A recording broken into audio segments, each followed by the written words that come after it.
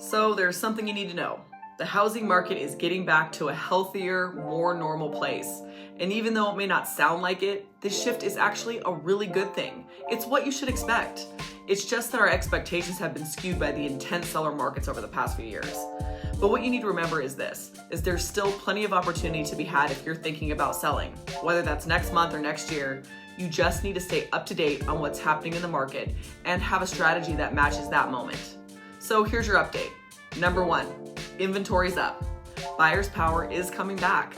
According to the latest data, the number of homes for sale is rising back towards more normal levels. In Northern Nevada, we are heading into a market where the number of homes for sale is back to normal, which means buyers have more sway than you'd expect. Now that doesn't mean buyers have all the power, it just means that they have more choices, so your home has to stand out. The key is to work with a pro like me who can help you adjust your game plan for your local market.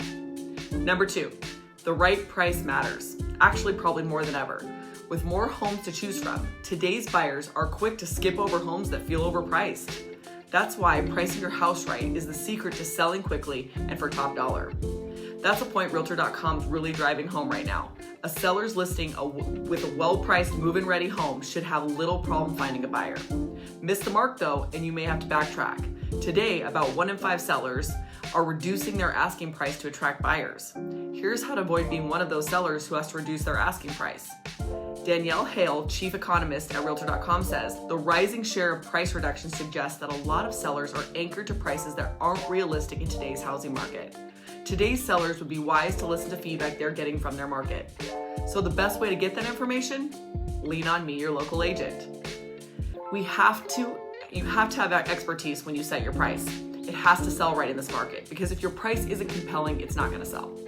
Number 3, flexibility wins negotiations. Gone are the days of buyers waiving inspections and appraisals just to get a deal done. Now, because they have more homes to choose from, buyers are able to ask for things like repairs, credits, and help with closing costs. And data from Redfin shows nearly 44% of sellers are willing to negotiate. So what's the takeaway? This isn't a bad market, it's just a different one. And it's in line with more normal years in the housing market, kind of like back in 2019. There are savvy sellers are the ones that are taking advantage of every opportunity to work with buyers and make their houses shine. And it'll help if you think of concessions as tools, not losses. Use them to bridge gaps, sweeten deals, and get across the finish line. And don't stress, since prices went up roughly 55% over the past 5 years, you've got plenty of room to make a concession or two and still come out ahead. Just be sure that you're working with me to understand which concessions could be the key to sealing that deal.